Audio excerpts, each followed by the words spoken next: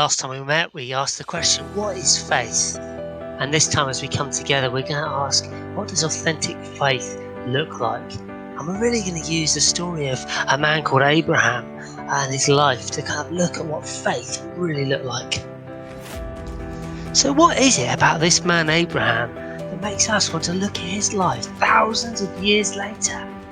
Well, God gave him a massive dream, a vision that his children, his descendants, would outnumber the stars of the universe or the sand in the ground. And he says by faith we too can be part of this dream. Being part of this dream meant going deep. And in the case of Abraham, it meant having deep faith. It meant getting in his removal van and moving with his family to a place he didn't know where. The destination was unknown. And yet he went. His faith was of a depth that it meant that he would believe that he was going to have a child, even though his wife was elderly and past the child-rearing age.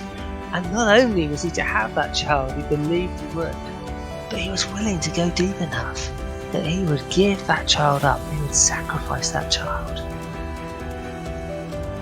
The idea of sacrificing a baby is obviously quite grotesque, really, and I can just remember highlighting what we learned last week.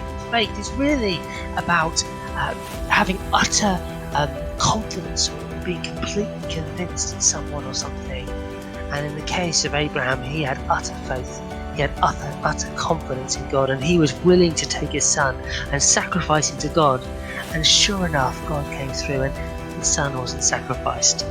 No, his son went on to start something. And Abraham started small. He had one son. And Jesus says of faith, have faith small as a